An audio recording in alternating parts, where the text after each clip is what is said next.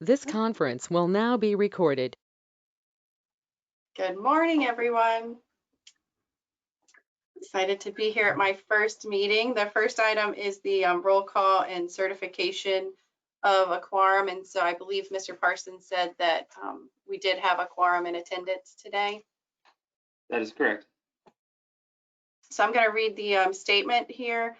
We ask that everyone identify themselves first when speaking so that we can more accurately record the activities of this meeting. All lines have been muted by the administrator to minimize additional noise and feedback.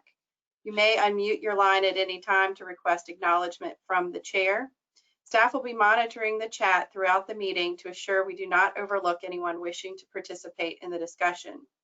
Please indicate your presence by saying aye when your name is called during a roll call. Anyone who wishes to identify themselves following the roll call of members will be invited to do so. I will now ask our clerk to certify that we have followed the approved procedures for appropriate notice of this meeting and the means by which we are convening. Ms. Mueller? I can certify that we have followed the approved procedures, and I will go ahead and take attendance by roll call. Chesterfield County, Ms. Smith.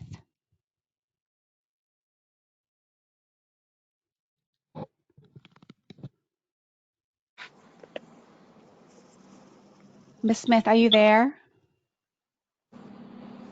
Aye. Thank you. Ms. Faulkner. Aye. City of Richmond, Ms. Clark. Here. Mr. Bridewell. Here. Goochland County, Mr. Coleman. Here. Mr. Kilduff.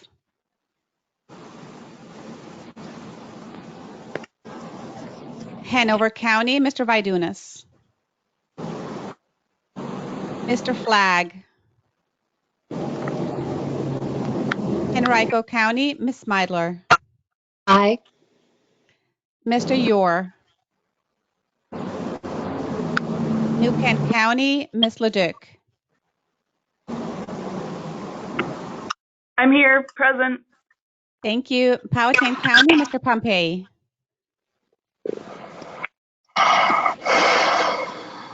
Mr. Howland. Town of Ashland, Ms. Amos. Aye.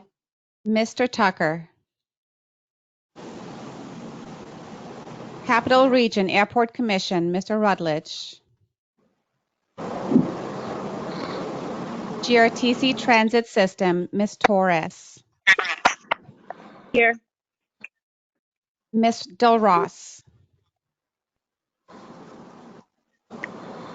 Richmond Metropolitan Transportation Authority, Ms. Simmons. Plan RVA, Mr. Parsons. Here.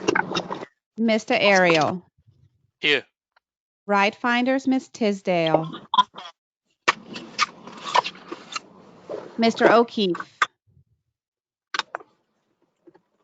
Department of Rail and Public Transportation, Ms. Dubinsky. Aye. Mr. Sparks. And Virginia Department of Transportation, Ms. McAdory. Aye. Mr. Herman. That concludes the roll call. Back to you, Ms. Amos.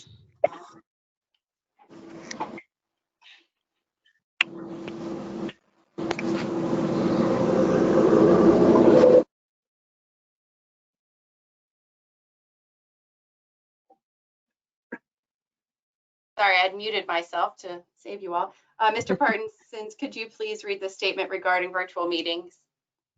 Yes, I will. I did want to note that I do see both Mr. Chardane from Powhatan here, as well as Ms. Russell from Charles City. So welcome. We will make sure that you're both noted in the records. Thank you. I was trying to send a chat. It was like, how come we weren't? All right. Well, thank you so much. So the statement regarding virtual meetings is shown on your screen if you have access.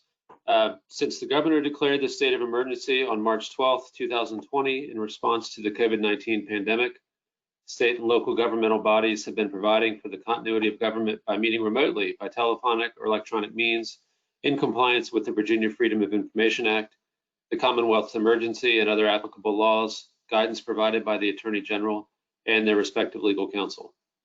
On April 22nd, the General Assembly approved a budget amendment to authorize all public bodies, including regional bodies such as Plan RBA and the Richmond Regional Transportation Planning Organization, likewise to meet by electronic means without a physical quorum assembled together during a governor-declared state of emergency, as long as certain conditions are met, so as to provide for the continuity of governmental operations. This new authority is effective immediately. The bylaws of the RRTPO define a quorum of the body to be a majority of the TAC membership, which shall include, at a minimum, 4 of the local government representatives. The 2020 COVID-19 virus makes it impractical and unsafe, even potentially life-threatening, for a quorum of this size to physically assemble in one location, pursuant to Virginia Code Section 2.2-3708.2 A3. Further, the virus makes it impractical and unsafe for the public and the agency's staff to gather in the same location to participate in this meeting. The health, safety, and welfare of our community is of paramount importance.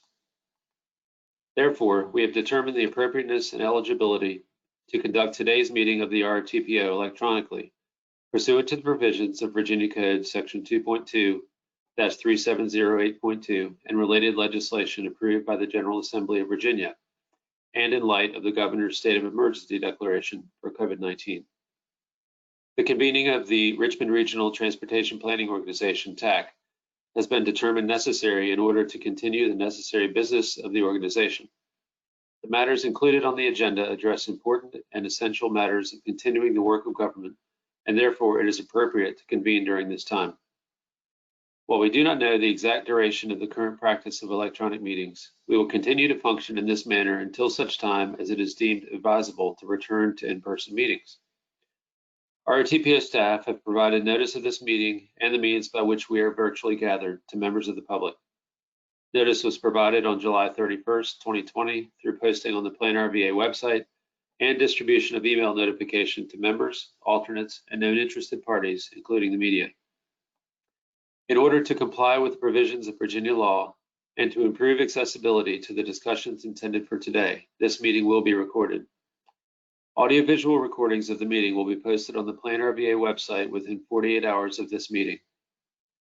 I do add that we have also established a YouTube channel. If you would like to, the links on the Plan RVA website will take you there. So any meeting since March has been recorded and will be available on that channel. Any members of the public wishing to address the RRTPO TAC were invited to submit comments via email until the close of business one day prior to the meeting in order to be reviewed and addressed during the meeting if necessary. Anyone participating as an observer during the meeting today may submit comments or questions at any time during the meeting via email at rrtpoinput@planrva.org or by using the online chat functions of the meeting platform. Those individuals who are observing by phone may be called upon to address the RRTPO with their questions or comments. All comments and questions submitted during the meeting will be reviewed following the meeting, and to the extent practical, responses may be provided or posted on the Plan RVA website. Does anyone have any questions regarding the process for assuring effective facilitation of this meeting or for how members of the public may participate?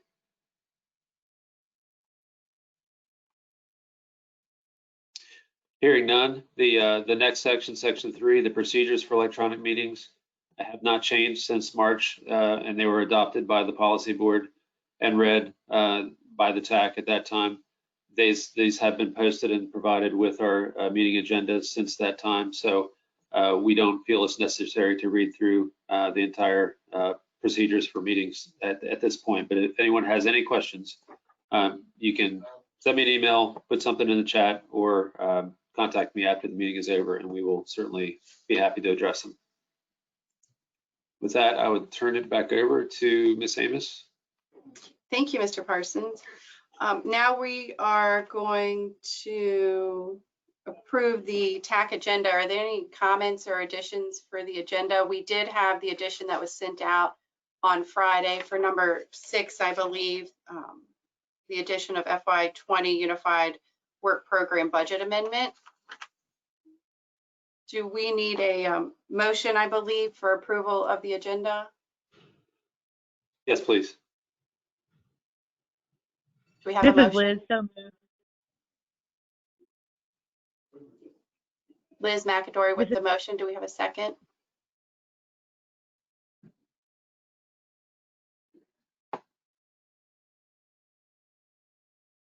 Sharon Smidler, second.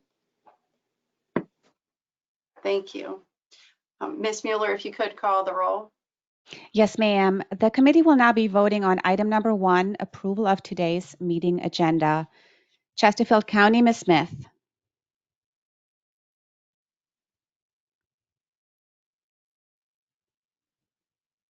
Aye.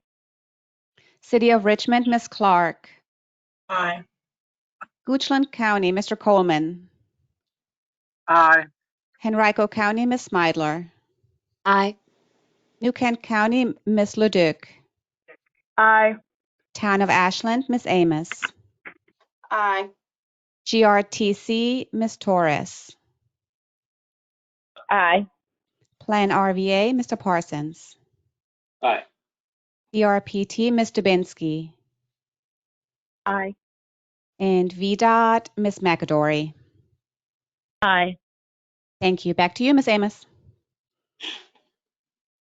Thank you. Mr. Parsons, were the 2 additional attendees, are they voting members? Ms. Mueller can confirm, but they are not at this time. We would be happy to make those adjustments for future meetings if that's necessary. That's Thank correct, you believe- for Mr. confirming. Parsons. I believe Powhatan has a different gentleman designated as the alternate. And I don't think Charles City has anyone right now, but if Ms. Russell would like to be added, we can certainly make that happen. Thank you. So next we have approval of the July 14th, 2020 TAC meeting minutes. Do I have a motion for approval? Sharon This is Tiffany. Smidler, So so moved. Sorry, Sharon. Sorry. I'll second it. Sharon Smidler, second. And who made the motion? Tiffany. That would be me, Tiffany. Okay, so Tiffany Dubinsky for the motion and Sharon Smidler second. Ms. Mueller, if you could call roll. Thank you. The committee will now be voting on item number 2, approval of the July 14th TAC meeting minutes. Chesterfield County, Ms. Smith. Aye. City of Richmond, Ms. Clark. Aye. Goochland County, Mr. Coleman. Aye. Henrico County, Ms. Smidler. Aye. New Kent County, Ms. Leduc. Aye. Town of Ashland, Ms. Amos. Aye. GRTC, Ms. Torres. Aye. Plan RVA, Mr. Parsons. Aye. DRPT, Ms. Dubinsky. Aye.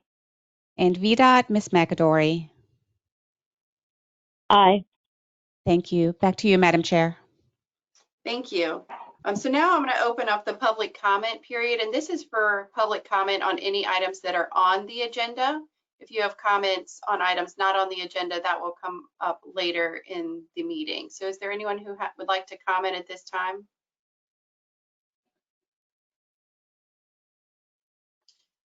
So hearing none, and were there any comments in the chat? I don't believe so.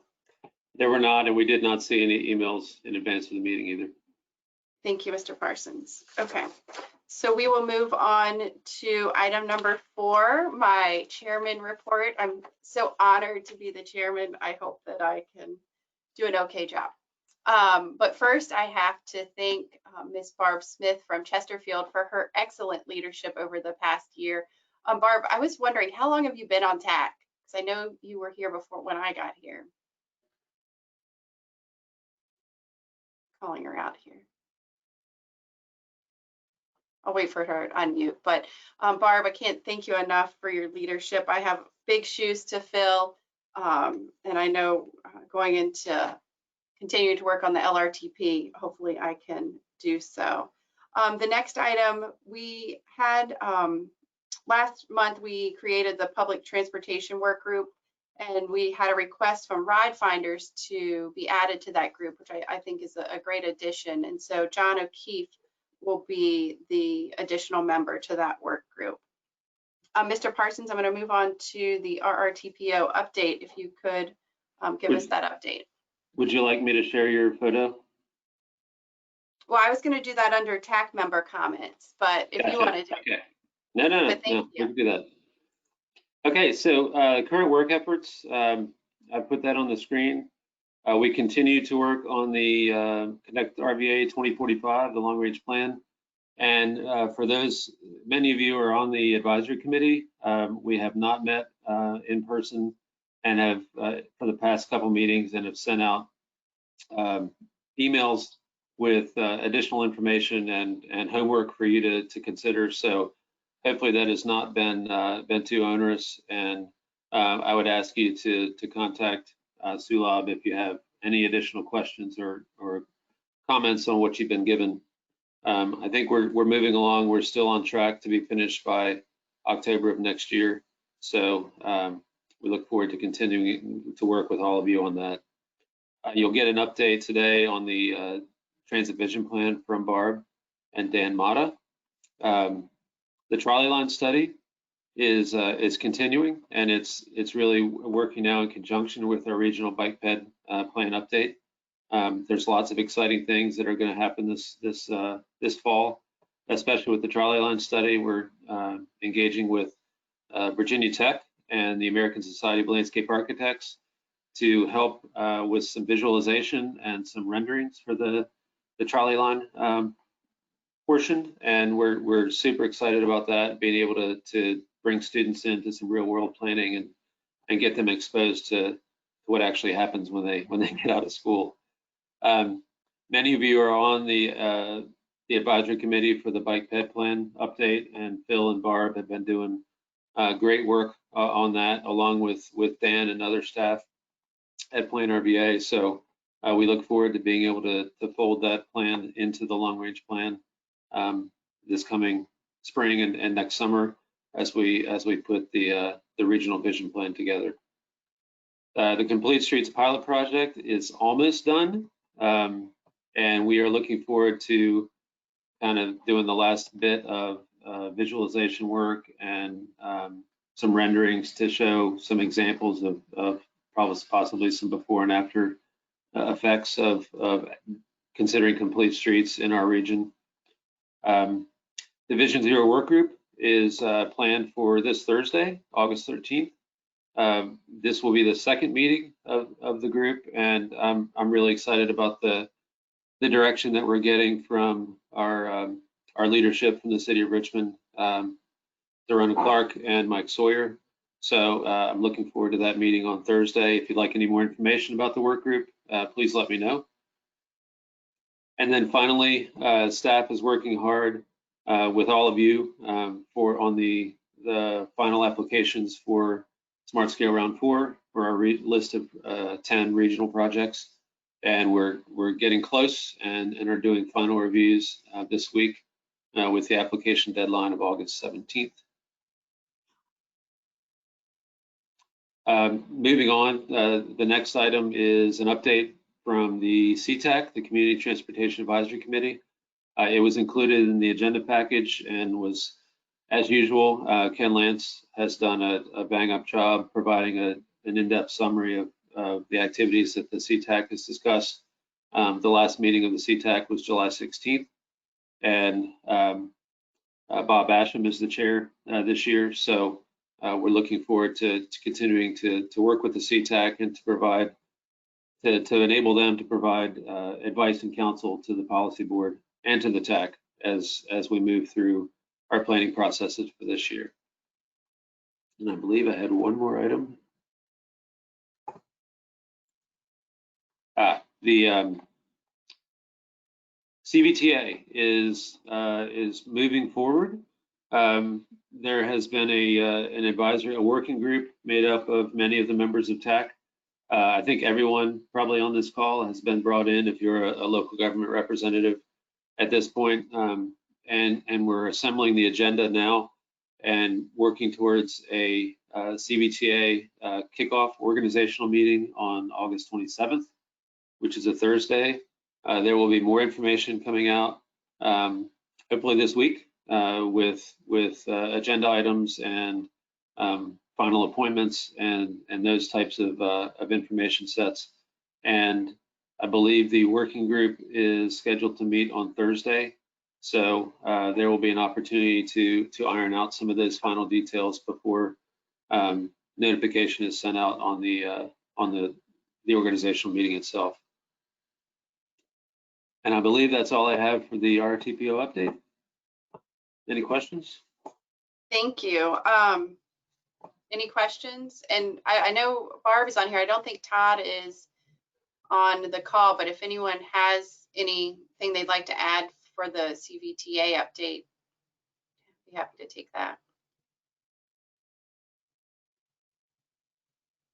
No. All right. Thank you, Mr. Parsons, for that update.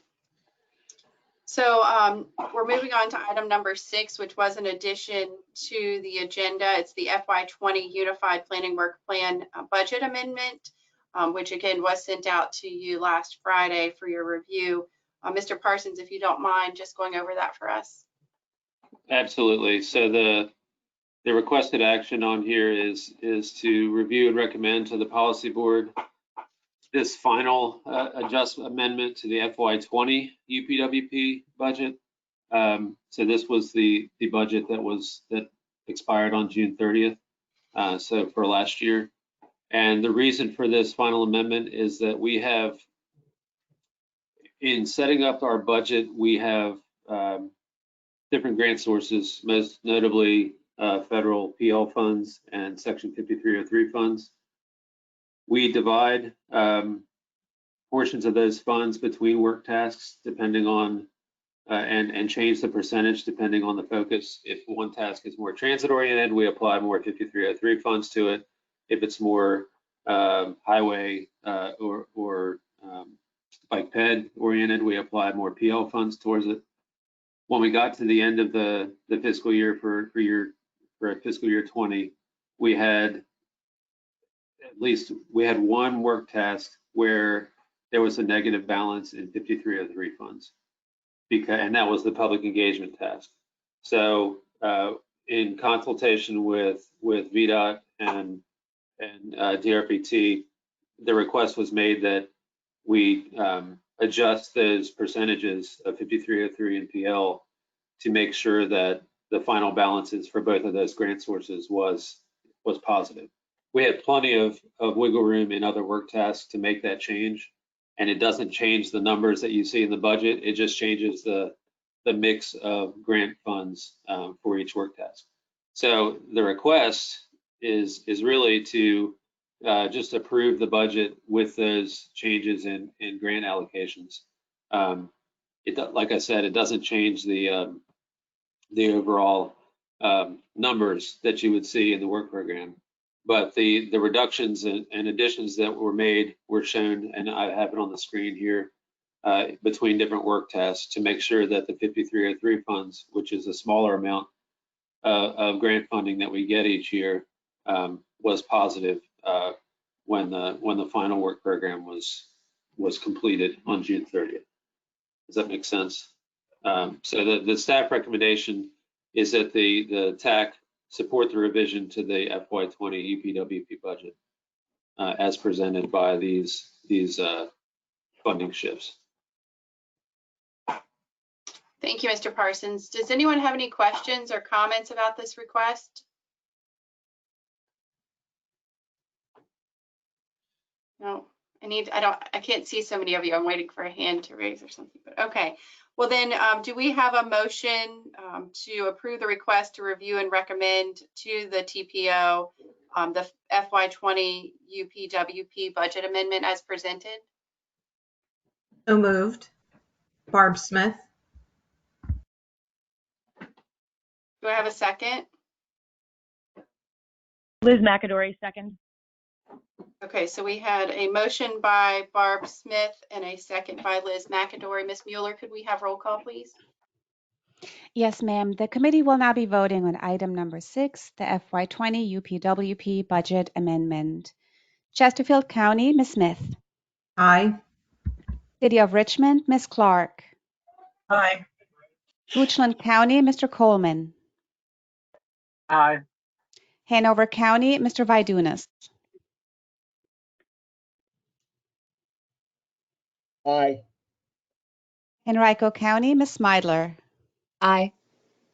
New Kent County, Ms. Leduc. Aye. Town of Ashland, Ms. Amos. Aye.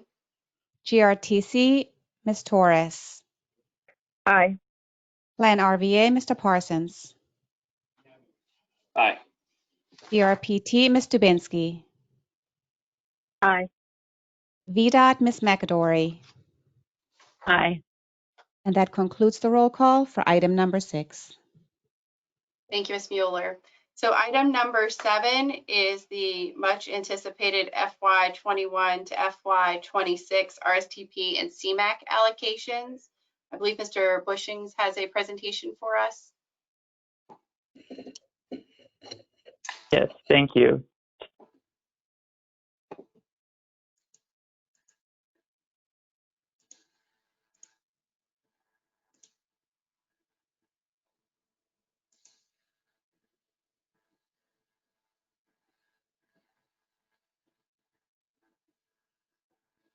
Okay, hopefully everyone can see the screen. I've been having some connectivity issues this morning.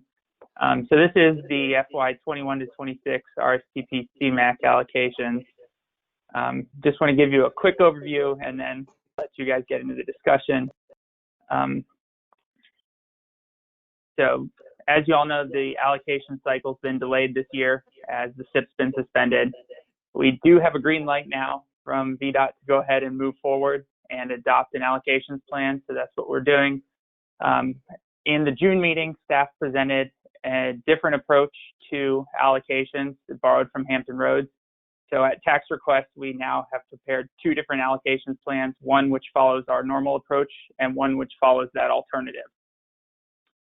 So alternative A follows the TPO's current approach, an increasing balance each year with 0 left in year 1, going up to 30 to 40% in year 6. There's no balance left over in year 1, which sometimes presents a problem for cost overruns that come up during the year. The funding is split within phases. So if you have a 5-year construction, you're going to get it over 5 years. And then more flexibility. So this allows us to change priorities earlier. We can select projects usually in year 3 or 4 for a new project. Alternative B is the approach borrowed from Hampton Roads. So this leaves a consistent 5% balance across the entire plan, so all 6 years. That includes year 1 to address any cost overruns which come up during the year. It offers a little bit more flexibility within the phases as we try and front load the phasing. So if it's a 3-year PE phase, you get all the costs up the front in year 1. It does select more projects this round, but the real benefit is that in future rounds, there would be fewer changes since we would have almost all of the years already allocated. So it would be a shorter application and allocation cycle. In Hampton Roads, it usually only takes them about 3 months to get through their process. So in terms of new projects, this is the RSTP table. Everything in green is funded in the alternative. The yellow is funded through CMAQ instead. So under alternative A, we get 7 projects that are funded. Under alternative B, we get 12 new projects funded, which goes on to this second slide as well. And then overall, since B is using more of the funding, you do get more projects in total funded through this. Under CMAQ, we see a similar trend. So there are 7 projects funded under alternative A and 9 projects funded under alternative B. And this is obviously in addition to addressing all of the existing projects.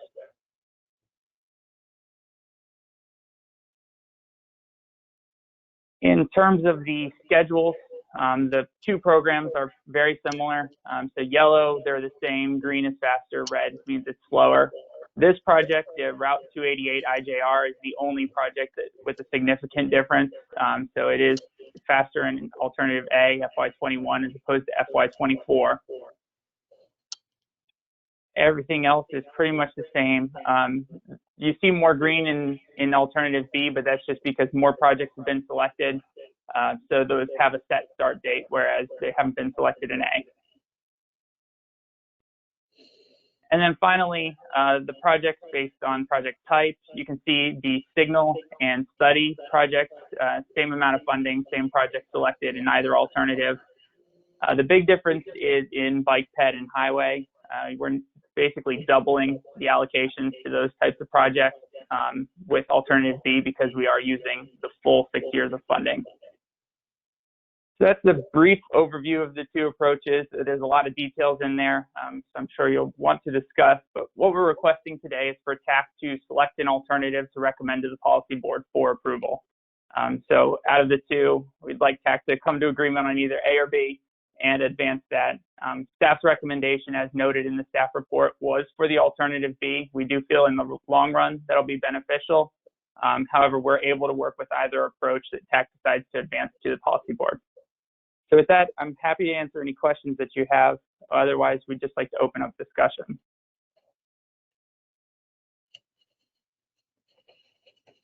And so if we could go ahead and open up discussion on the presentation. Thank you, Mr. Bushing.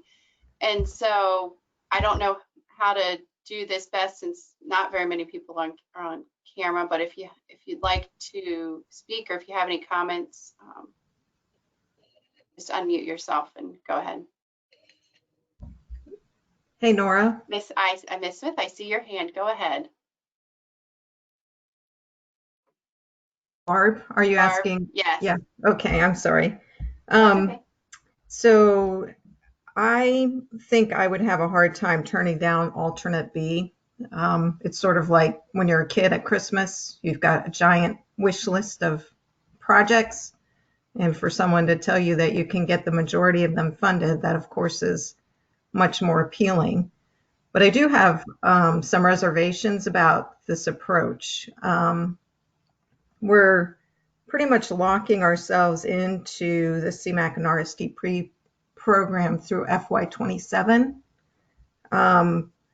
When you look at FY24 through 27, there's really not much opportunity for new projects to get programmed in. From an elected official's perspective, that's not appealing at all.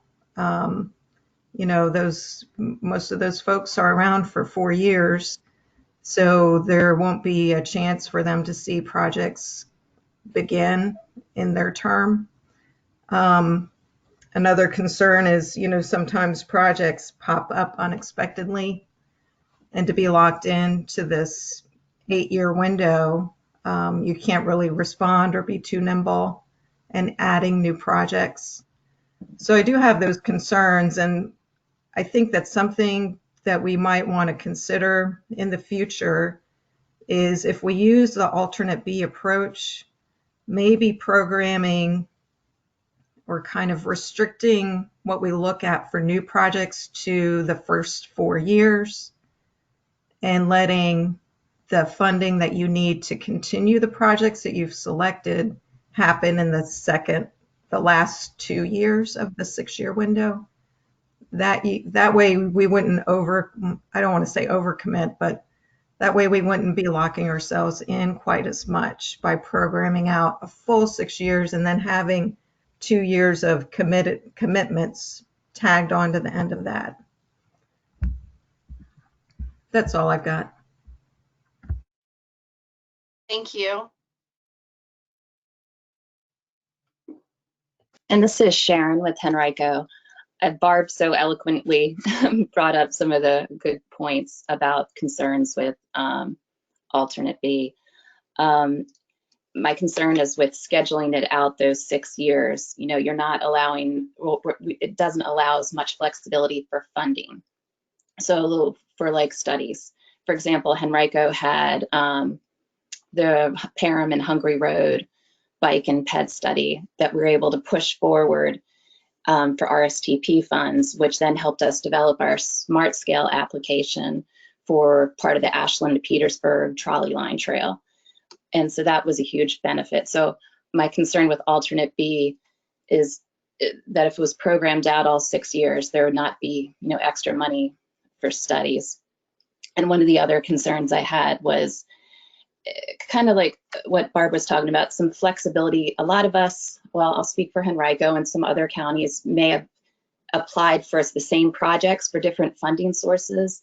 I feel like we need some flexibility for funding sources. Let's say if Henrico had pulled one of the projects because we wanted to move it forward due to CVTA funding or other politics going on, then if we drop ours out, I feel maybe like we'd be penalized, because what would be next on the list? Would it be next on the TPO priority list that comes on?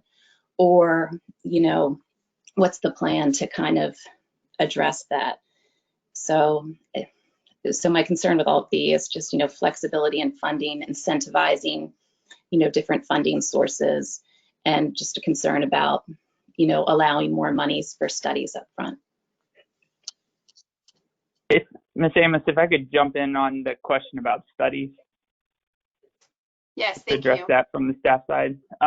So in terms of studies, to address that concern with alternative B, as you notice, there's the 5% balance for every single year, including year one.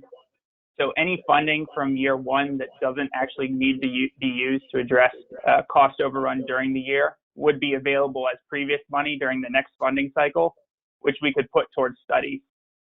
So right now it's just under $1 million in there. If we don't use up all $1 million, then we can put any of that in to studies. And this year, for example, the studies, it was only about $1 million that we put towards studies in total. So I think the funding level is about similar to what we've been putting on studies up front, and those would be again available with previous money. So basically able to start immediately once we finish the allocation cycle.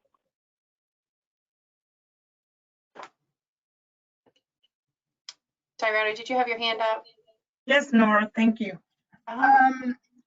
Yeah, I'm going to have to, just speaking about studies and having a study not funded this year, and with the price tag of about $800,000, not quite sure if $1 million is enough every year for locality studies. And so I think Richmond would have to support at this point, with only 2 alternatives being given to us, alternative A, in that there may be some components of B that we can begin to consider.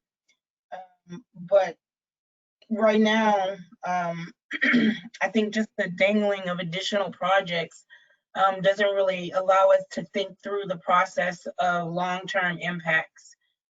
So I would be hesitant to change that structure without really some serious thought on those impacts. Thank you. Joe, did you have comments? I pretty much agree with everything that's been said to this point. Anyone else?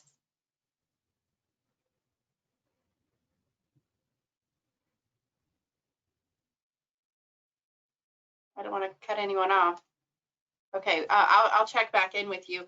I too agree with all the points that have been stated. I've shared with Miles several times over, I don't know, probably what month are we in, like the past 9 months.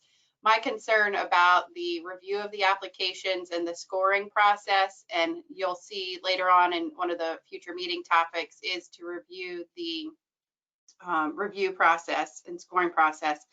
And I think that I could get to an option B at some point, but I think there would need to be a more deeper discussion on that and what the impacts would be. For me, I would rather fix our scoring process and then move to something closer to an option B, even though I know that my representative is going to be upset that that takes out our project, but I think for the whole of the organization and our projects, that would be the best option. Miles, did you have something? Did you want to add in? I want to give you an opportunity to add in anything else you might want to after the comments. No, I think staff understands those concerns, and we've heard them in our various conversations before. The one thing that I will add, as Ms. Amos just pointed out, is we do have the update to our RSTP CMAQ scoring and allocations and everything process, which is getting ready to kick off next month, and that's intended to take most of this year. So an option for TAC would be to potentially say, hey, we want to look at B, but do it through that process rather than doing it now. So that is an alternative that staff can work with as well. We just wanted to give you both options for the allocations up front, since that is the direction that we feel we need to head. Okay. Now, go ahead, Tyrone. Oh, sorry. I was just going to say that I just have to say this for the record, that there has to be consideration by the group in funding more studies as we look at, if we're going to be looking at, the structure of alternatives, as studies are the backbones to, future projects. So again, at least for the city of Richmond. And so having the ability to get those studies done allows us to continue to have projects in the pipeline through, requests to the TPO, as well as for our locality. So if we do consider the alternative B and some of its components, I do ask that be considered as well. Thank you. Are there any other comments on the alternatives, and then we can move on to comments on the projects or the funding for alternative A, which it seems that we have somewhat of a consensus on. Hey, Nora, this is Barb. Yes. Hey, So I was wondering, if we were to go with alternative A, would projects that were on the list and scored be considered next year to get added into the programming? Do you know what I'm saying? So the TPO approved the rankings of the CMAQ and RSTP, I don't know, back in February or something. So would we go back to those rankings this fall and program anything that we didn't program in with alternative A? Or would we just redo the whole process in the fall with new applications? And I mean, they would basically be another new application. Would that be the alternative? Yeah, that's my question. Okay. The plan right now, Barb, is to open up applications in October. So we're planning to hold off a month to see if we had more information about the fallout from the economic impacts from COVID. But we were planning to open up a new application window, so we would have to resubmit any of the applications that fall off from funding. Go ahead, Barb.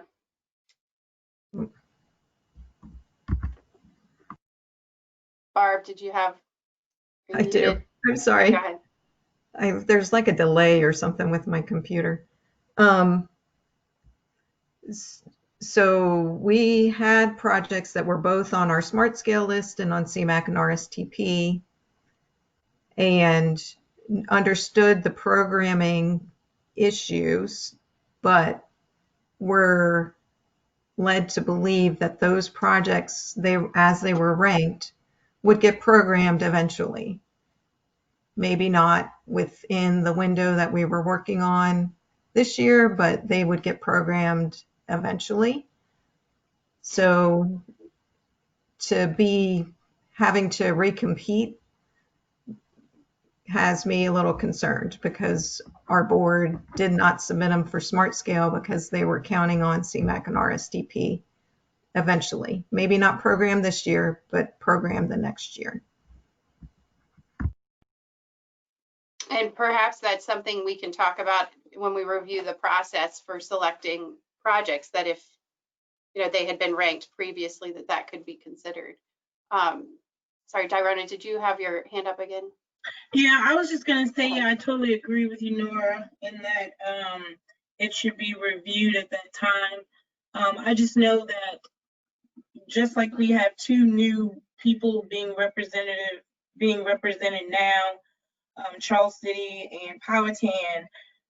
I think that an open process, or at least consideration of new projects, allows those localities that may not have been at the table to actually still get a piece of the pot, and not have traditional localities lock in all of the funds because they submitted 1 year 20 projects. But at the same time, I do understand what Barb is saying in regard to the ranking, but I do think that during the process that we begin to look at that, maybe there's a threshold or something that can be linked to the projects so that they don't have to be resubmitted. Maybe if they rank up, a certain number, or all of them are saved, and we have like a resubmit button, Miles, that we can push so that we don't have to re-enter everything.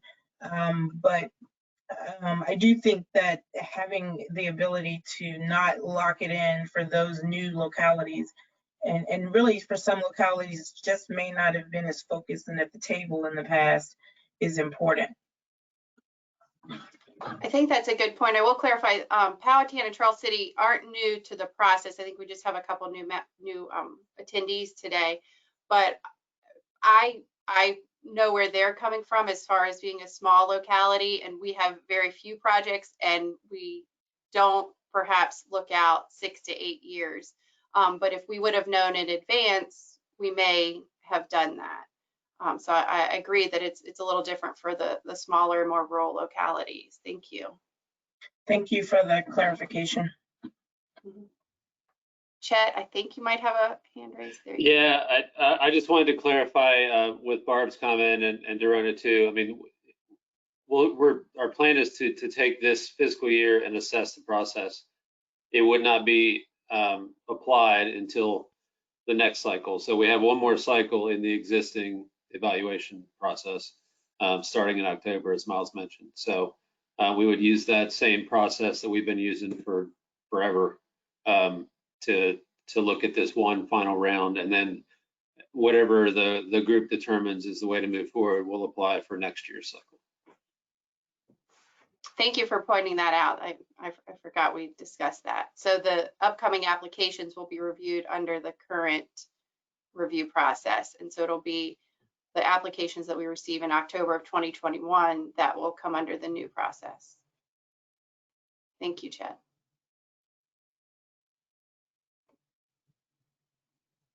Do we have any other comments? And I don't know how deep, I know we've talked a lot about the project selection and the ranking a while ago, but I don't know if there are any other comments about what's being presented beyond the alternatives. If it would help, I can put the agenda item on the screen with the projects and the 2 A and B, so the group can see what the split is between. I think that would be helpful. Barb, did you have another comment? No.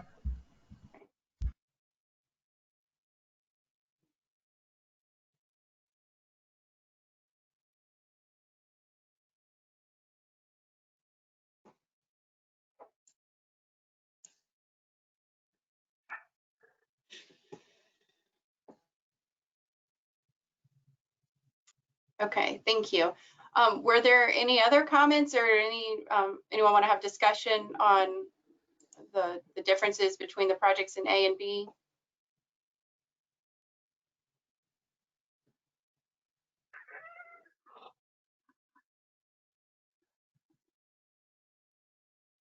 Okay, I'm not hearing or seeing anyone. So we do have a request for action for a recommendation to the TPO for the allocation and transfer of RSTP and CMAQ funds. Is anyone prepared at this point to make a motion for that recommendation? Barb? I'll make a motion to approve alternate A with the understanding that the project rankings that were used or approved by the TPO in the spring be used to fund the next smart scale or the next CMAC and RSTP programming. Did that make sense? I don't think it did. So approve alternate A, but when we go to do the next round of programming for CMAC and RSTP, use the ranked list that was approved by the TPO in the spring to continue the funding of the projects that were selected by the TPO.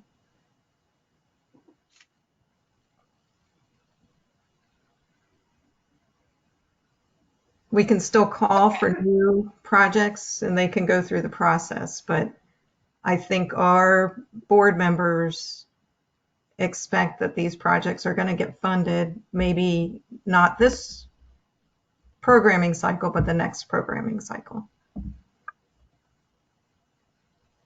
Okay, so we have a motion.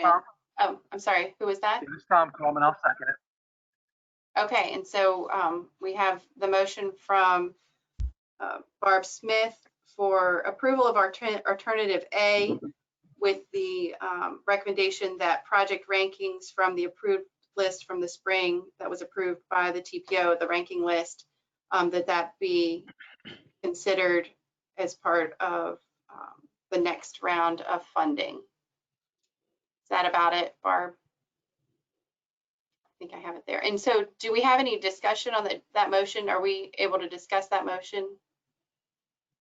Chet?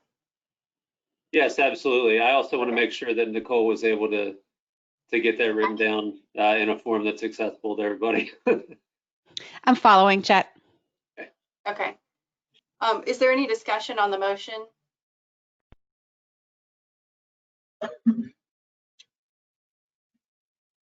Okay, just so you know, when I vote, I don't know that I feel comfortable. I understand your reasoning, but including those project rankings as giving them a one-up on the next application project, I think it's like it has been in the past. You get ranked, you get funded, and then if you don't get funded, then you go next year and try again. We try every year for the same project. So so that will be where my vote's coming from. I just wanted to give you all that. Yes, Dorona? This is Liz. I was just gonna ask if we could put the list, are these, let's see. Because I would say, Nora, to look on here as we think about this.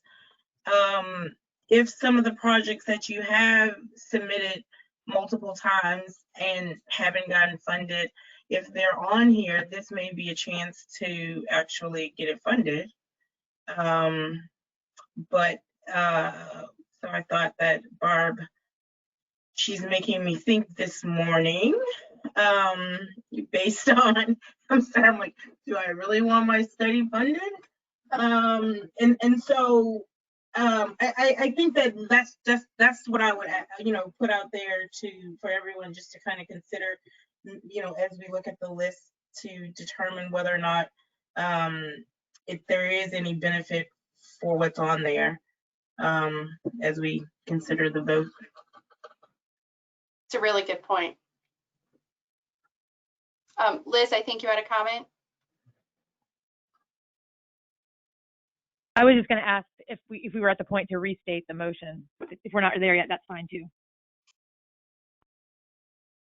Okay. Nora, I have a comment or just a request for clarification. So, Go ahead, Joe. So if I understand, really kind of what we're talking about here is what Barb described. It's basically taking this ranking and taking the projects that didn't get approved for funding, but using that as the starting point versus for funding for the next round versus having those projects have to recompete with potentially new projects added to the mix. Is that really what's that question here? I think so. Barb? Yes, and if we have, do you have that list that the TPO approved in the spring, Chet or Miles? I can pull it up. Just a minute.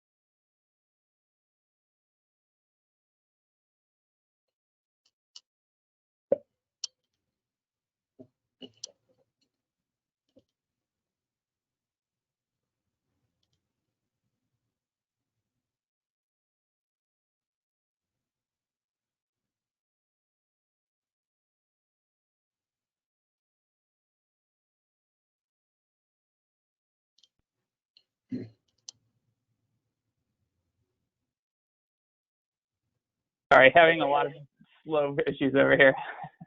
So this is the priority order for RSTP, and I can flip through the slides as needed. Thank you. So can I ask a question for clarification? So if I'm reading this correctly, or what we said, or is what we are saying that in this next round, project number 8, which did not get funded, would become priority number 1, and 9 would be 2, and so forth?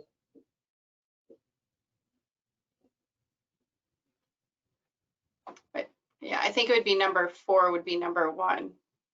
But Barb or Well, I'm Ed, just talking about, well, yes. this is RSTP, so 4 Oh, I is a see. Yeah. project. Mhm. Right.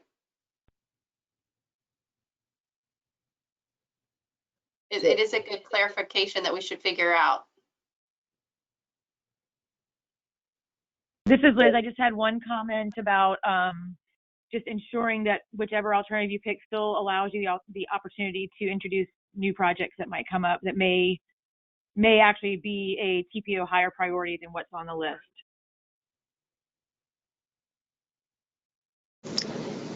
Yeah, and this is Sharon with Henrico, and I know, and some of this may depend on what comes back from other grant funding applications. Like we may, Magellan Parkway, we may use CBTA funds for that, and that's right now number 12, and then that would come off the list. And so as we get more feedback from other funding sources, the priorities may change for other localities and would change probably for Henrico too. I guess if I'm interpreting this correctly, that it essentially means that if a locality were to submit a project and it's ranked somewhere, that eventually it's going to work its way up to the top of the list to be funded. So it basically guarantees that a project would be funded at some point. And I'm not sure that's what we would want necessarily. So Miles, Somebody Is correct me this, if I'm not interpreting that correctly. Go ahead, Barb. Miles, is this the complete list of projects that were submitted and ranked for RSTP? No, here's the second half of them. We had 24.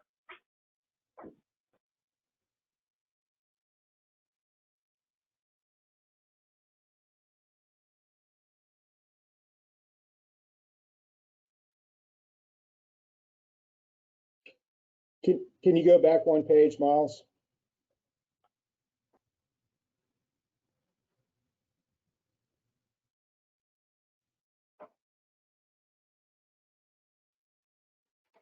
So Barb. Go ahead, Barb. I want to clarify, there are projects, if you flip to the second page that was up a minute ago, the one that goes to 24, there are projects on that we knew were not in the running for consideration. That very last project, Gettings to Dwight. Well, that was, yeah, that's a bad example because that got funded with TAP money.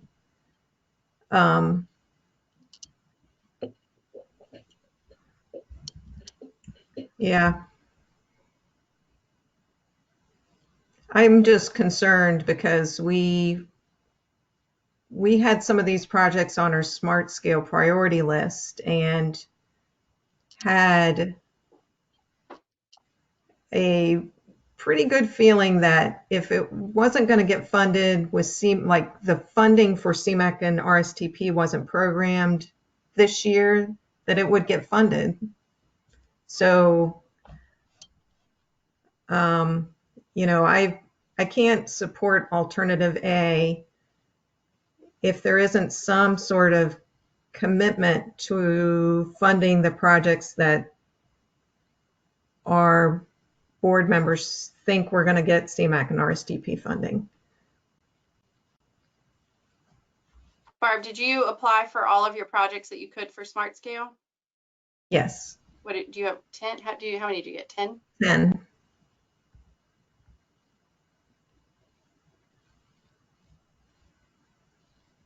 Joe, did you want him to go back to the other list? Please. Or to the other page, the first page? Yes, please. Here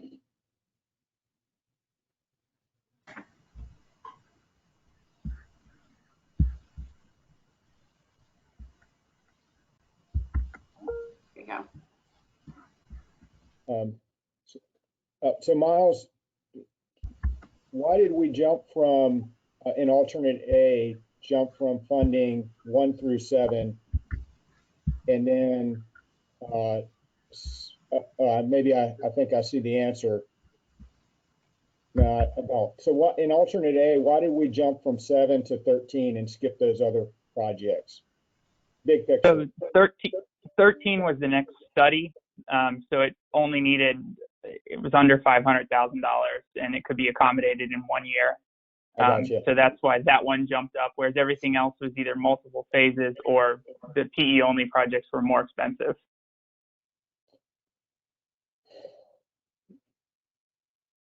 Good question. My thoughts are not really, they're just kind of all jumbled up in my head right now. So this may not be that coherent, but I'll try. I mean, I think what Barb is hitting on is one of the challenges that we all have to deal with is that we have all of these various funding sources that are now competitive, that it is very difficult to plan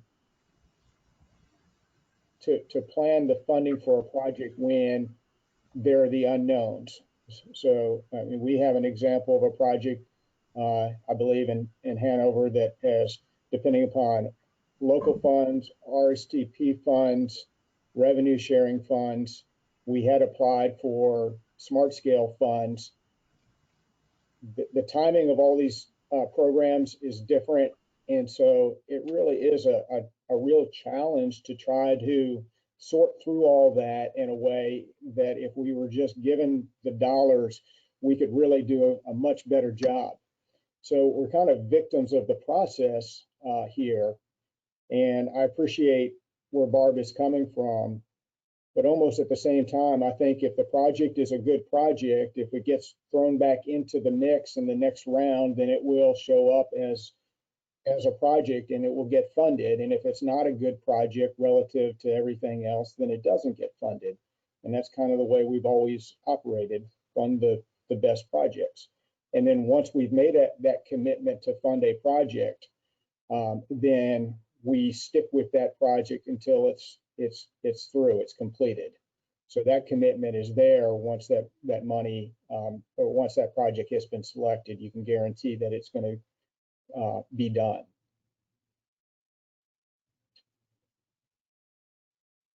Thank you, Joe. Go ahead, Chad. I think this is a great conversation and very timely. I don't want to put words in anybody's mouth, but it sounds like the commitment that Barb is talking about is the attractiveness of alternative B.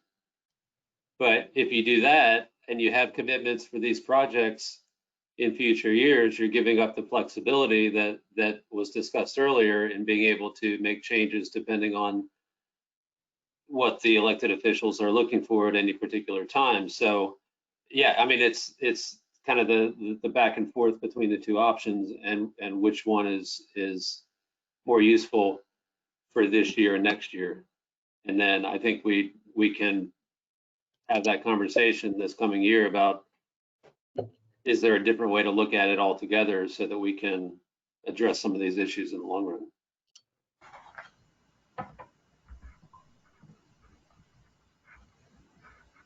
Go ahead, Barb. I'll make a clarification to my motion for consideration that we recommend alternate A and fund the projects that are in the packet shown as being funded with B in the next round that we face coming up.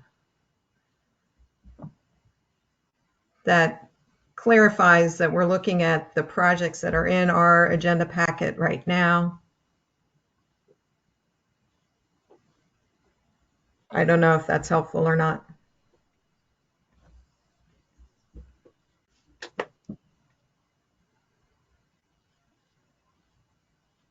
And I'm sorry, was it Liz? Did you second her motion? And do you? I think it was Tom. Tom. Okay, I'm sorry, Tom. Do you accept that amendment? It's acceptable. Okay. Do we have any more discussion?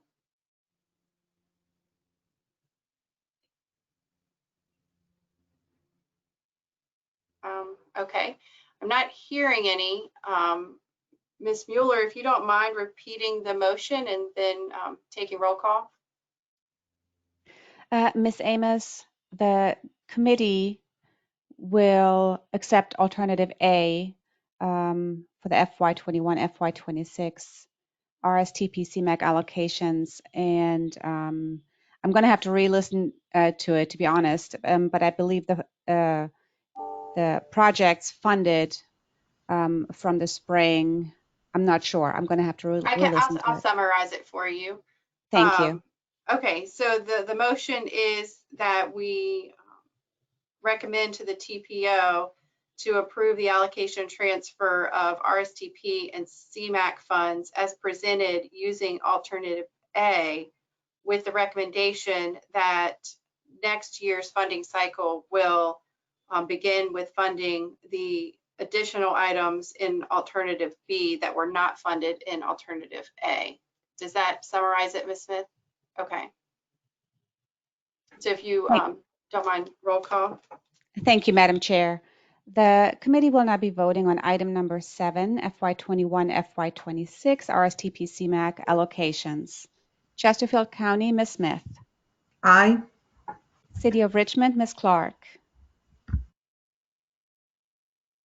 I believe you were deleted or muted, Ms. Clark. Aye. Goochland County, Mr. Coleman.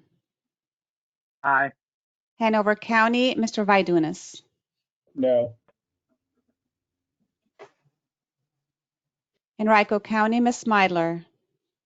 Nay. New Kent County, Ms. Leduc. Aye. Town of Ashland, Ms. Amos. Nay. GRTC, Ms. Torres.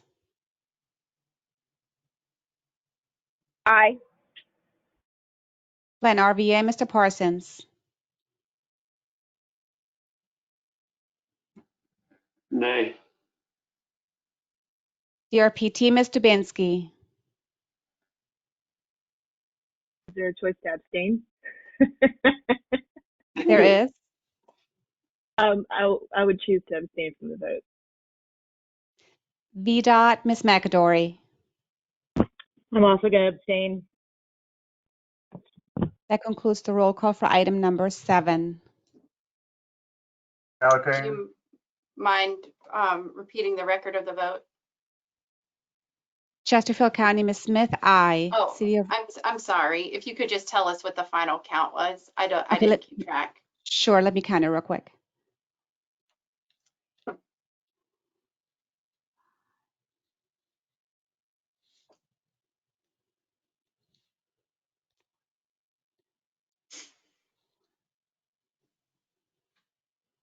I have 5 votes for aye. I have 4 votes for nay and 2 abstains. Powhatan, how about Powhatan's vote?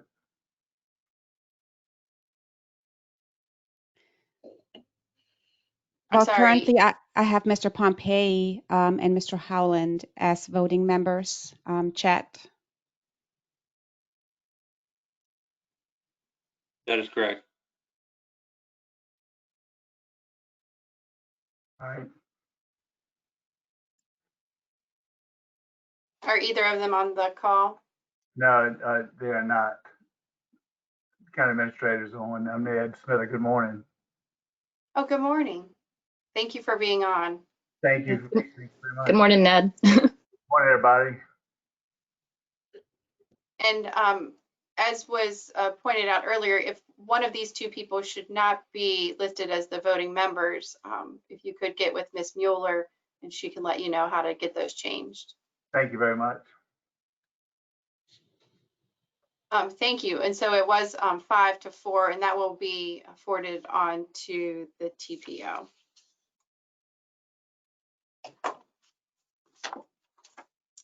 The next item on our agenda, thank you all very much. I told Mr. Bushing that would not be a 10-minute conversation as listed on the agenda. The next item is number 8, the Greater RVA Transit Vision Plan, Near-Term Strategic Technical Analysis. I believe Barb Jaycox is going to give us the presentation for that. Good afternoon. Well, it is almost afternoon. Can everyone hear me? Yes. Okay. Yes. Very good. And I will be dependent on Chet to advance my slides for me. I bring greetings from Cape May, New Jersey. That's one real advantage of being able to do this remotely. Really happy to be here to talk about the Greater RVA Transit Vision Plan, Near-Term Strategic Technical Analysis. We've been working on this for a year with Kimberly Horn and our technical committee, steering committee. Many of you serve on that committee. So what we are going to do today is use the PowerPoint version that really summarizes in its entirety where we are now. And it's all that you've seen through the technical memos 1 and 2. But we're going to focus, of course, on the cost analysis of looking at the 5 selected corridors. We met with the steering committee on April the 3rd and got very good input from them at that time. We've also met with the GRTC board on June 16th and with CTAC on July 16th.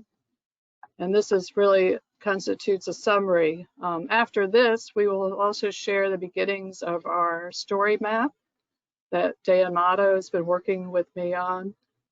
I think it's going to be a very good way to tell the story, which is, very important for us to understand having this as an element in our LRTP. You can go to the next slide.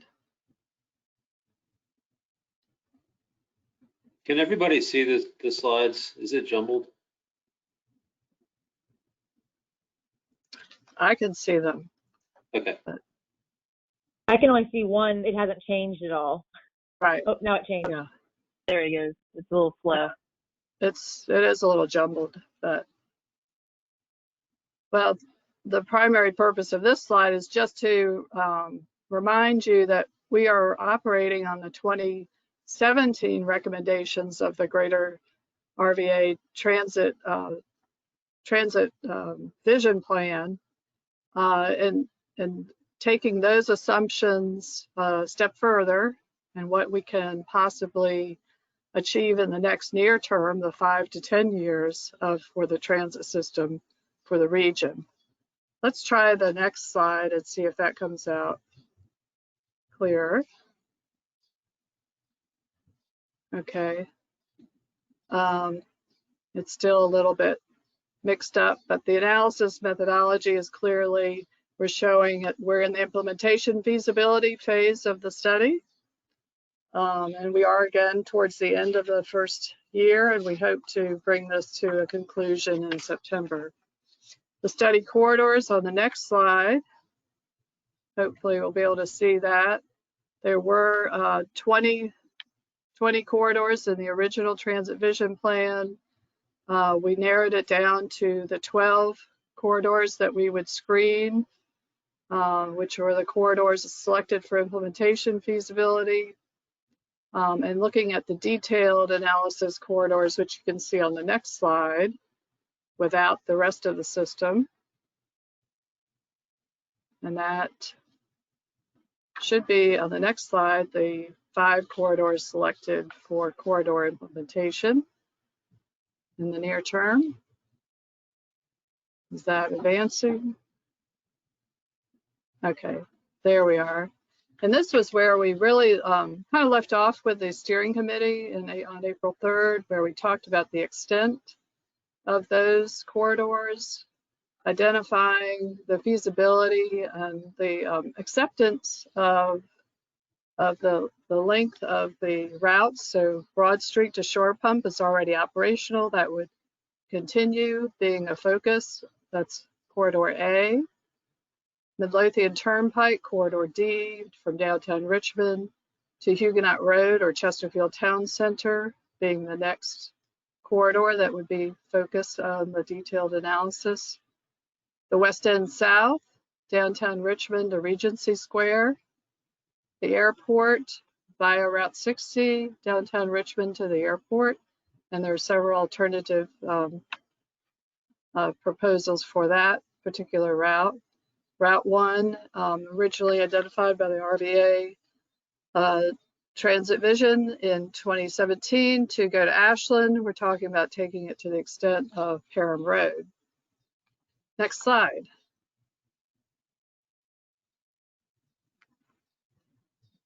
And we looked at a number of different corridor service plan assumptions, which should be popping up in the next slide. It's a little bit cut off on mine, but we did have the Kimberly Horn team with a steering committee look at 2 scenarios defined for each corridor, and that's 2 different service plans, all of them being a 7-day-a-week service for all corridors. Proposed corridor routes, of course, build on the current network, and the ultimate recommended service changes are subject to GRTC approval and funding, of course. Annual operations and maintenance cost estimates, the assumption was using the GRTC cost per service mile of $7.63. Next slide. Just to illustrate how this is emerging to be a regional transit system. As we look at the combination of routes and the extent of them. For example, if we look at Corridor H, which is an existing route extending it from Chamberlain and Wilmer up to Parham, the distance. And looked at 2 different service plans, a 30-minute service and a 15-minute service. And then next slide. This would continue southward through the downtown and connect to the Corridor D, the Lothian Turnpike, which is 1A, 1B, and 1C options. Both a 30-minute to 15-minute service plan option were looked at from a cost analysis. Again, taking that reach a bit further and involving several different localities in one big route change. So looking at capital costs, which are the biggest magnitude cost items to be looking at through the transit system. Of course, for the basic operation, what is required for revenue service are the buses, and of course the establishment of bus stops. Those items that are more phased are shelters, intersection improvements, and pedestrian improvements related to sidewalks, the last mile of transit access to those bus stops and the amenities at the bus stops. And so just looking at the wide range of costs, looking at Route 1, the H route, you can see the variation between the number of vehicles that are needed for a 30-minute versus 15-minute service, bus stop amenities, and then the high price tag, the variance on sidewalks. These are sidewalks that would be needed outside the city limits to serve that route. The assumption is made that they'd be on both sides of the route. Of course, all of that would be subject to refinement when we look at corridor by corridor. Next slide.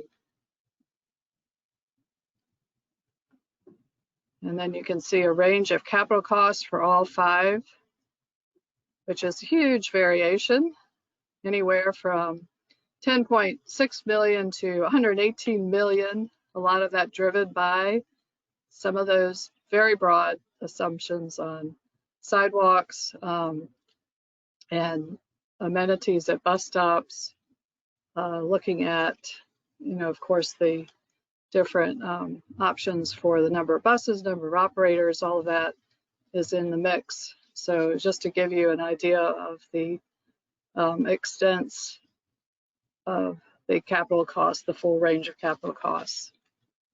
And operating costs on the next slide, not as big a variation, but looking still at $8 to $13.5 million for the 2 different service plan options, are the differences between the high and the low.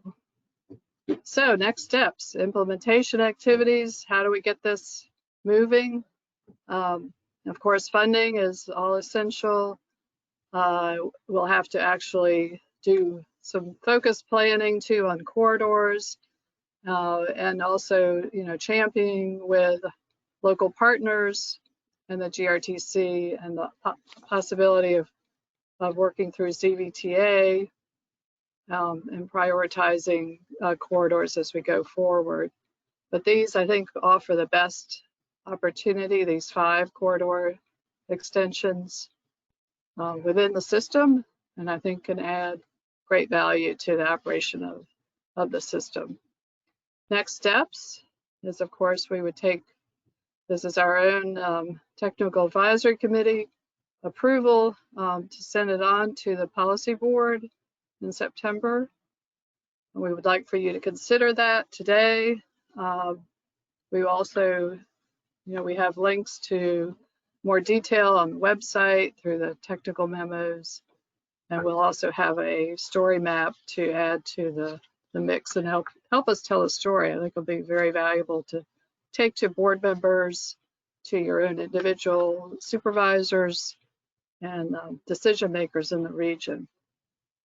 So what we're asking for today is that you consider the following resolution, that you're resolved that the Richmond Regional Transportation Planning Organization Policy Board adopt the proposed plan for the Regional Transit Vision Plan, near-term strategic technical analysis of the 5 corridor segments considered for enhanced transit in the near term, 5 to 7 years planning horizon.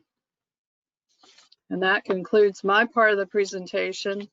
We'd be happy to take any questions.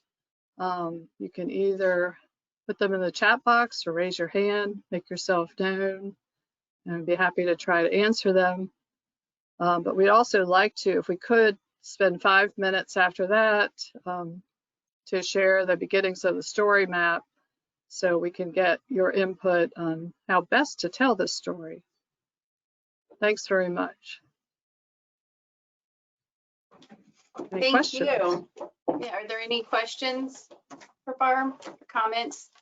I know several of us served on the committee. Barb, thank you for leading that along. Yes, Barb. Dorona, go ahead. Let's see. Thanks, Barbara, for your work on that project. I think that the routes that we were able, really the way that the consultant was able to break down the number of routes that we initially had in the beginning was outstanding. And I think that there is great potential for the routes that are presented in this plan. One of the things that I must say, though, is that I do believe that the current system that we have with GRTC is already a regional transit system. I don't think that these 5 routes will make it a system. I think it will enhance the system, which I see that word in the description anyway. So I do agree with that. But one of the things besides the very hefty price tags, and again, we know that it is what it is, and that's what it would cost in the future for these routes to come online. But, you know, I think that this study, you know, it lacks some of the impacts of COVID-19 on the region, and really whether or not these routes are best fit operationally now for GRTC and for the region. So it gives me some concern that, especially on the heels of CVTA, on the heels of having to provide recommendations to the governor on transit, that this item is, again, to me, going to put a swaying and potentially some confusion into the whole process. Because I think at this point, we're dealing with this regional transit vision plan, the need for GRTC to have a regional transit plan, the need for looking at the restructuring of the GRTC board with regard to the CVTA and the regional impacts of the agency. Again, I just think that we have to be careful by what we are asking the board to approve and or adopt in this environment, because there will be a $26 million fiscal cliff per Julie Tim from GRTC in the gap of funding for GRTC for current service today. And I know here at the city of Richmond, our local government is stressed, and we don't have the money to really fill the gap. And so we're gonna have to, as a region, look at innovative ways to keep our regional system, transit system as it is today, even in place. And so I think, I just think that it creates some confusion and cloudiness in some of the real issues that exist today. And potentially after a, whether there be an ad hoc committee or a committee that may be established within the CVTA, and then some clarification could be amongst the members, an approval or adoption of the plan would be more adequate. Okay.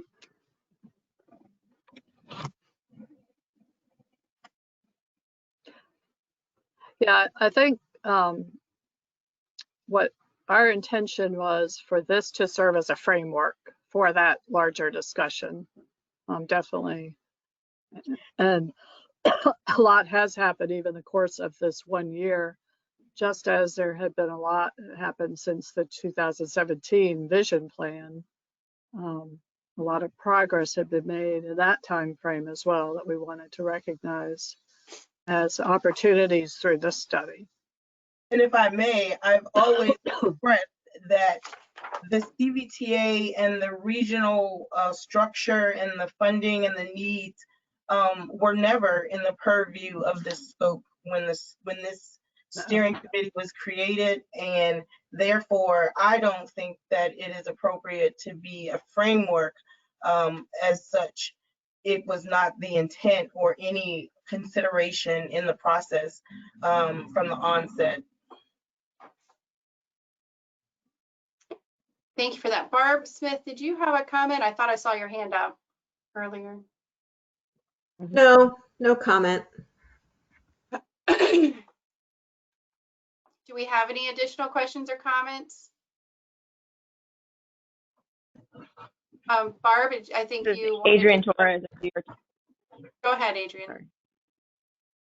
Hi, it's Adrian Torres at GRTC. I just want to note, Jerona, that our budget for next year is still something under the works, as well as what Julie presented in the board meeting is what you're referring to. And those numbers that she's showing doesn't actually show some of the allocations that are considered like federal and how it's broken down. I think that over this next year, those are kind of, she was just setting the framework for discussions that we want to have. I still think all the stuff in the plan is very relevant. A lot of it actually is already in our TDP, and it's noted that this is near term, but more of 5 to 7 years. So different aspects of different levels can still be considered. So a lot of these are significant corridors of need. You mentioned COVID. There are a lot of essential workers out there who would benefit from service. So I think those things should still be considered, even if it's not within the next fiscal year, but fiscal years moving forward, as well as this is something that we will also discuss as one of the plans to be considered, hopefully in the CVTA Transportation Working Group. It's just another plan that already lays out some things that have already been evaluated. And yes, I think, again, I was on the steering committee, and I think that everything that came out for the importance of the routes do exist. Again, the importance is there, but we can't, we have to make sure, just like we have the CVTA working group coming up, this could have been an item and how it fits in and how this will be incorporated into the process, and then it be sent to the board for approval. Again, I don't think that it should lead the charge when it is simply a element in a larger discussion that needs to occur regarding regional transportation for the region. Go ahead, Barb Smith. Yeah, I think that this is a resource that is certainly going to be valuable as the regional transit plan is developed, you know, the one that the CVTA requires. And since that's going to be routing through the TPO, I'm sure we will have an active role, you know, in the transit committee that's been formed to consider this study, the vision plan, all of it, the existing system that we've got, the impacts of COVID. That's all going to be important in developing that regional transit plan. Thank you. Anything else? This is Tiffany. So I was trying to remember with this phase 2. Initially, we had hoped that we were going to be finishing this in December. Because Right. I wanted to also acknowledge that, Dorona, your concerns about the lens of applying these 5 corridors over other, routes for consideration with COVID. I think that the scope of work was intended that we would be done by December, and then these would be helping to inform smart scale applications and other planning efforts that were going on, just like the 2045 long range plan. And I think that was also something that was noted in the 2040 plan, was the inclusion of these recommendations to help with scenario planning and just to get an idea about how to identify some priorities for transit. I think that for me, what is important is that we're presenting something that is going to be under consideration. And it's something to start the discussion, because I think before we've had difficulties without any real defined recommendations of having that discussion with our policy board members about where we want to see in terms kind of investments in terms of transit improvements as well as transit service. So we can even break it down a little bit better into building infrastructure like sidewalks and connections, in addition to the actual service concerns. I think though, I understand your concern above all that we don't want this plan to be something that kind of leads our discussion on how we develop the regional public transportation plan that we're working on for CBTA. But I think that we want to acknowledge that this work will help as a resource to be able to give us an idea of how we move forward, because we only have until the end of this year to put together that plan as well. And the money is going to need to be allocated before we know it. So I just kind of want to be cognizant about how these different timeframes are going to meet. And I think that there's still value in presenting this to our policy board for consideration. And Tiffany, if I may, you made a couple of points. One, I agree in regard to we were looking at it for funding applications, scenario planning, smart scale, really as a tool for GRTC to use and to take and begin to develop and just as a locality takes and submits those things for their locality, but for their agency. And then of course we do have CVTA come along, and you have 9 localities, not one agency, that now is beginning to have to look at funding transit for the region and what will come from that. So thank you for acknowledging that I am trying to protect the integrity of that clean slate process as our local, I know my local government worked extremely tirelessly to get the legislation passed, and it was not solely to grow the system into something so extravagant, but really to help sustain the system and to grow the system over time is what we were hoping as we participated in that process. And then this is the second time this week I've heard that a transit plan is due before the end of the year. And I'm not really sure where that information is really being pulled, whether it's self-imposed or exactly, like I think, Chad, I asked you about that earlier. I know that the transit report to the governor on the restructuring is due by December 2020, but I didn't know about a deadline for a transit plan in regard to and really the scope, or even what is that what the CVTA working group was to be convened to have completed by December? The TPO CVTA working group. I mean, I'm just getting, I'm a little confused.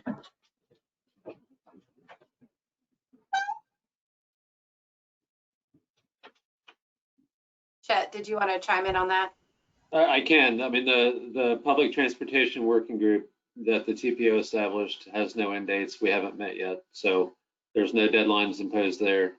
As far as the CBTA, the CBTA hasn't met yet. They need to set those deadlines. The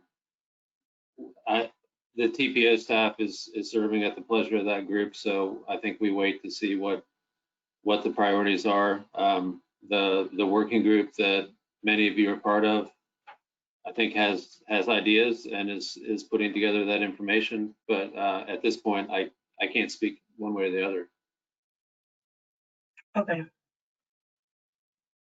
Thank you. Anything else on this topic? Barbara Smith, did you, or I'm sorry, Barbara Jaycox, Yes. did you want us to vote on this resolution before you present your next I think that would be the most effective way to do it. Yes. Okay. Do we have a motion for the, or the request in front of us is a request to recommend to the TPO to adopt the resolution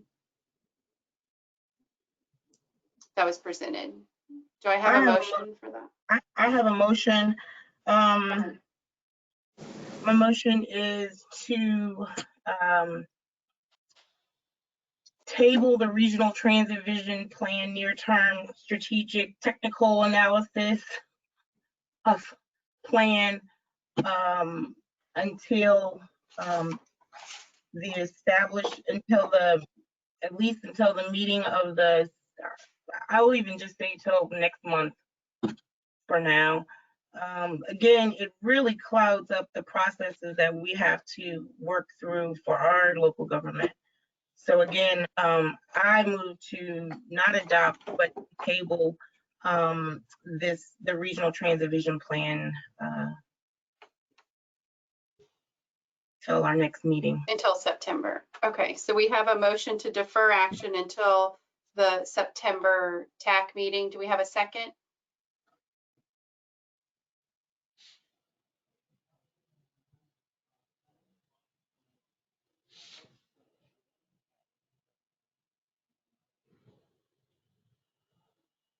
Anybody?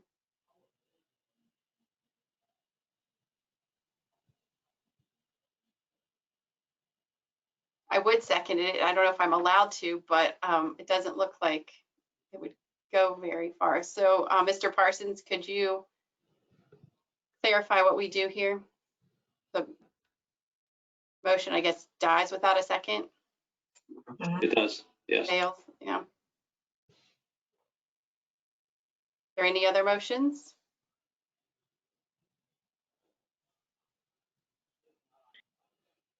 Agent GRTC, I motion to move it forward. Sharon Smidler, second. Thank you. So we have a motion by Adrian Torres to recommend the resolution to the TPO, and we have a second by Sharon Smidler. Ms. Mueller, if you could take a roll call vote. Thank you, Madam Chair. The committee will now be voting on item number 8, the Greater RVA Transit Vision Plan. Chesterfield County, Ms. Smith. Aye. City of Richmond, Ms. Clark. No. Goochland County, Mr. Coleman. Aye. Hanover County, Mr. Vidunas. Yes. Henrico County, Ms. Smidler. Aye. New Kent County, Ms. Leduc. Aye. Town of Ashland, Ms. Amos. Aye. GRTC, Ms. Torres. Aye. Plan RVA, Mr. Parsons. Aye. DRPT, Ms. Dubinsky. Aye. VDOT, Ms. McAdory. VDOT abstains.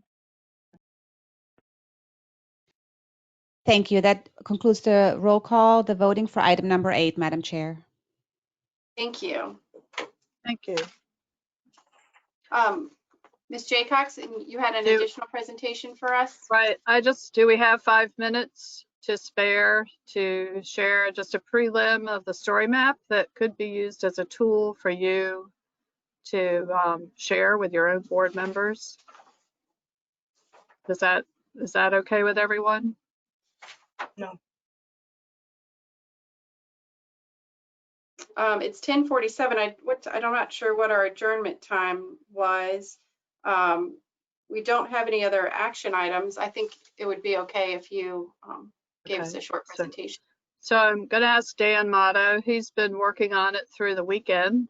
So I'm just going to ask him to share with you just the basic framework in 5 minutes, understanding the time, and we can certainly put it out to you to have a link, and you can look at it in your leisure, and we would welcome your suggestions. Okay, Dan. Good morning, everyone. Let me start out by just showing you where you can find this. I don't believe that there's a link in the agenda packet, so for anybody who can't see the screen right now, you can find this story map by going to planrva.org. Go to the resources tab and data and GIS option. That'll bring you to this story map hub. And the public transit section has the transit vision plan that we'll look at today. If you just click on that, it'll go there. Thank you. So I'll just give you a very brief overview since we have little time left. The purpose statement begins just kind of giving you an overview of the Greater RVA Transit Vision Plan. I won't really go over much of this, but I just wanted to show you if you just scroll down, there's these dynamic and interactive maps throughout the story map that show the story map essentially just is a more digestible version of the 2 technical memos from Pimley Horn. So a lot of the information that you'll see here mirrors what are in the technical memos. So they're interactive. As you go throughout the story map, it shows you the different routes in the plan. It goes through the process, activity levels, and demographics. At the navigation bar up top here, you can switch, jump around to different sections. Here's another map I just want to show you, showing the activity density on a sample corridor. As I said, these maps are interactive, so you can kind of zoom in, look around in particular areas that you're interested in. This is still being worked on, so there might be, if you click on, so if you click on certain elements within the story map, it'll give you some more information. Some of it needs to be cleaned up, as you can see right here, but most of the information within the memos are within the story map. Jump through the selected corridors here. There are a few matrices throughout this story map that gives you a little more detail about the selected corridors and the analysis.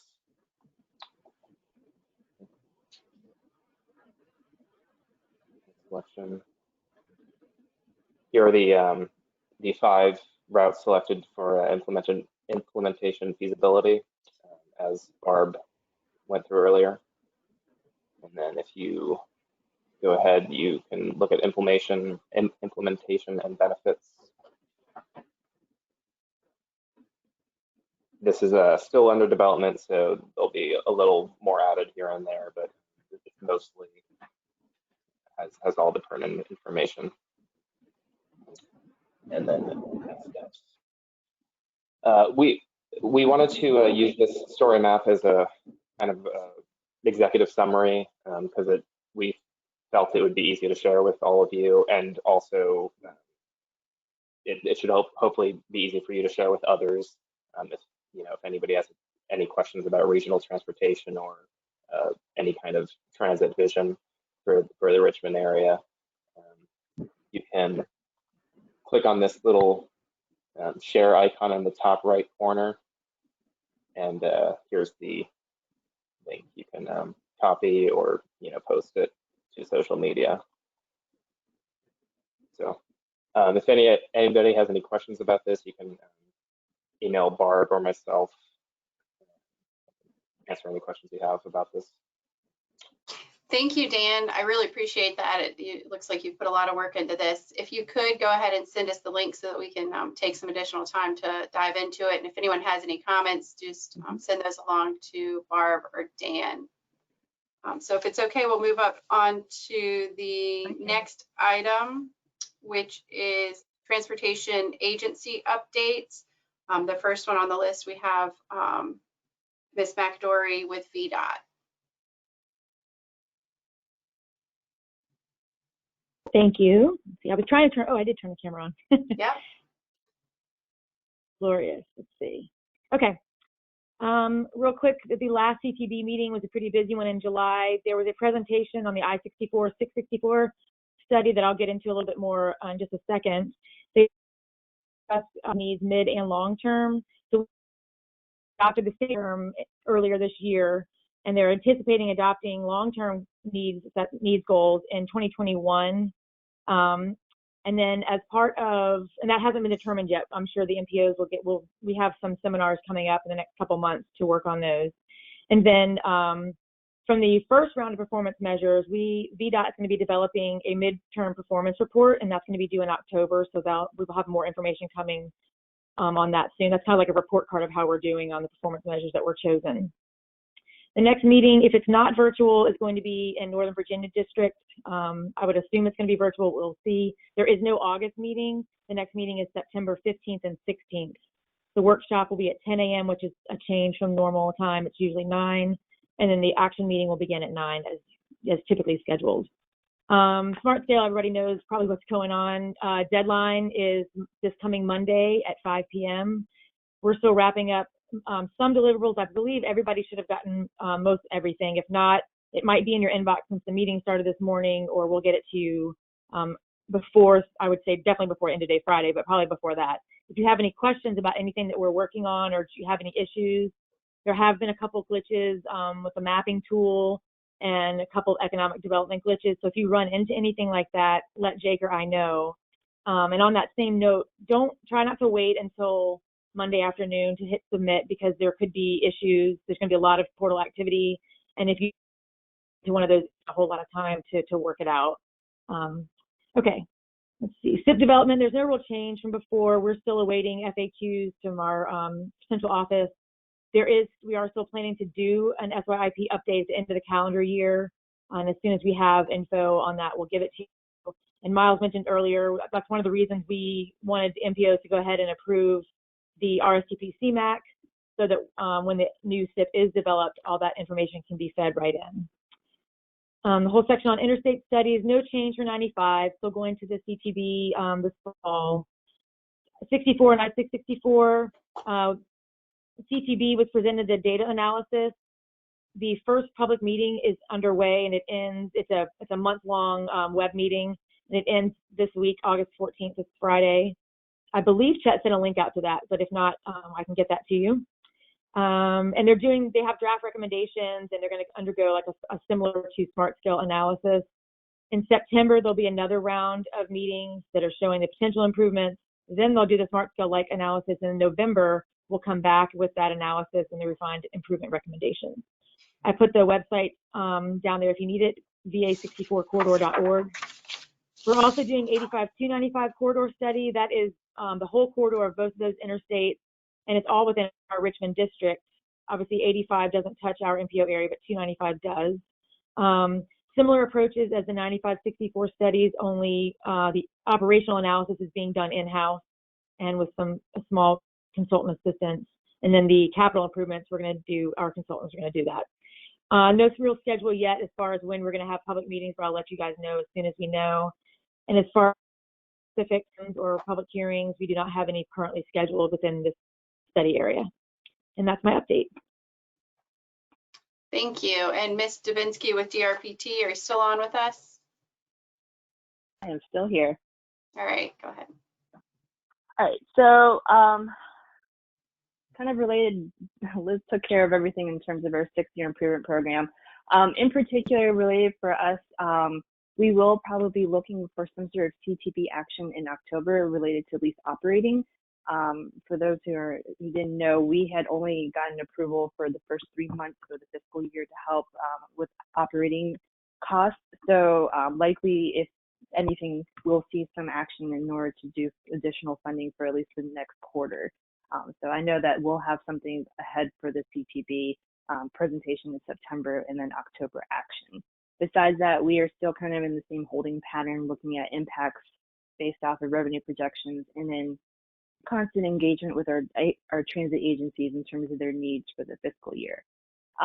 Next item is our public transportation agency safety plans.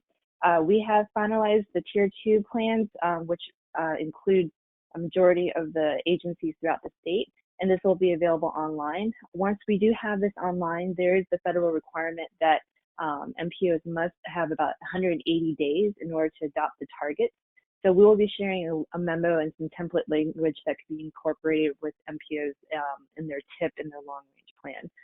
So I hope to have that either this week or next week for the MPO staff. Section 5310. I mentioned last month that there was a webinar that was being hosted online July 13th to discuss the changes that we will be having for the application process for fiscal year 22, as well as changes to the senior transportation grant, and then kind of the status of funding for the FY21 cycle. A recording and a copy of the presentation are now available on our Olga website. The link is kind of hyperlinked in the report here, so everyone can just go and access that. But if you have any issues in terms of viewing the recording or getting a copy of the presentation, feel free to contact me and I can get that to you all. Virginia Breeze, we relaunched our service that the initial service called renamed Valley Flyer. That's the one that is going from Blacksburg to DC. That started back up July 24th. And then we launched our 2 new routes that I have been talking about, Piedmont Express that connects Danville to DC, and then the Capital Connector, which is most interest for us in the Richmond area because that connects Martinsville to Richmond. That just started on the 7th. In particular, the Capital Connector also provides express service from Richmond to Union Station in DC. And I thought it was a really good statistic that despite only operating for 9 months in the last fiscal year, our annual ridership continued to grow to about 24,790 riders. And I guess in terms of ticket sales, we have actually had a good number while applying social distancing policies to our buses. The last item, I kind of added this, and I will send an updated version to chat, so my apologies, is related to Amtrak. Many of you were on the Staples Mill Station study, and right now that is now moving into the engineering phase. And there should be a kickoff meeting that's going to be held this week. The other thing of interest is that Amtrak service is anticipated to return in terms of the service levels, so not necessarily ridership, to pre-COVID levels by September. So they hope to be able to resume more trips by mid to late September. Once I have a more definitive date, I'll be glad to share that. And that is all I have for my report.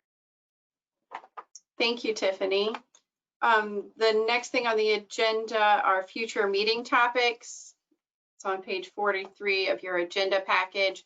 Due to the time, I'm not going to read through all of them. Are there any additional items that anyone would like to have added for future meeting topics? Okay, hearing none. Going to move on to TAC member comments. I probably should have, yeah, you can go ahead and post my picture. I probably should have done this in the beginning. I forgot that I could have done that. But we're very excited here in Ashland that we have finally started work on the trolley line trail, Ashland to Petersburg, or whatever it ends up being named.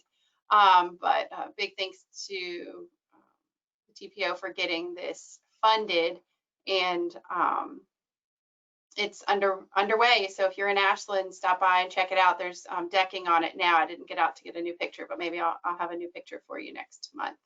And I personally, hopefully Liz is still on the call, but personally want to thank Liz and Jake for all their help. I know, especially for the smaller localities, they hold our hands, and I really appreciate their work. Anyone else have any comments or anything they'd like to share? If not, our next meeting date is scheduled for September 8th. Look forward to seeing everyone there. I'm guessing we will still be virtual at that point. And if we don't have anything else, I guess, we don't have to vote to adjourn. We just adjourn, right? We just adjourned. It might be worthwhile asking if there's any additional public comment. Oh, did I skipped public number 10. Let's go back to public comment. Is there any public comment on anything not on the agenda? Or that was on the agenda? Were there any anything in the chat? Chet? No, ma'am. Sorry about that. Completely skipped over it. Thank you. All right, if there's nothing else, our meeting is adjourned. Thank you all for your time. Thank Thank you. you.